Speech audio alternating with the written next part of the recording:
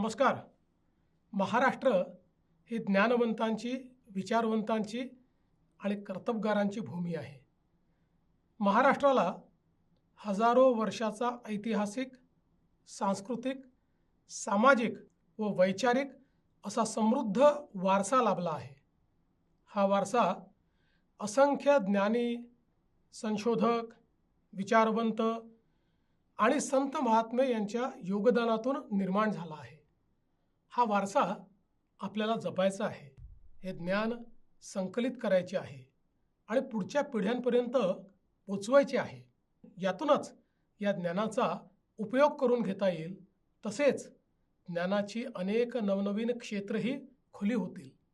याच उद्देशाने ज्ञान भारतम हे राष्ट्रीय हस्तलिखित सर्वेक्षण अभियान दिनांक 16 मार्च 2026 पासून सुरू झाले आहे. या अभियानामध्ये आपला ऐतिहासिक ज्ञान वारसा व हस्तलिखितांचे जतन, संवर्धन आणि संगणकीकरण करणे या बाबी समाविष्ट आहेत.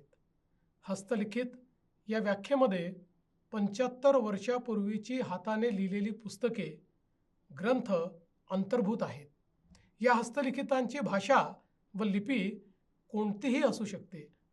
जी हस्तलिखिते ज्ञानात्मक असतील, ज्यात अध्यात्म, धार्मिक, तत्वज्ञान, भौगोलिक, नाट्यशास्त्र, नृत्यशास्त्र, गणित, खगोलशास्त्र, आयुर्वेद अशा विविध विषयातील ज्ञान व साहित्य असेल, अशी हस्तलिखिते कागद, कापड, भूर्जपत्र, ताम्रपट अशा शिलालेखा व्यतिरिक्त कोणत्याही माध्यमात असतील तरी त्यांचे स्वागत असेल. आपल्या स्वतःच्या वैयक्तिक संग्रहात अथवा विविध धार्मिक मठ, आश्रम, ग्रंथालय, संशोधन संस्था इत्यादी ठिकाणी असणारे हस्तलिखित संग्रह यांची या अभियानात नोंद व्हावी असे अपेक्षित आहे. या हस्तलिखितांची मालकी त्याच व्यक्तीची असणार आहे.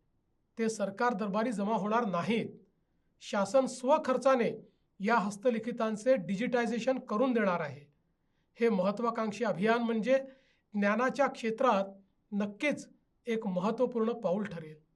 प्रत्येकाने ऐतिहासिक राष्ट्रीय अभियानात सहभाग नोंदवावा असे आवाहन मी या निमित्ताने करतो.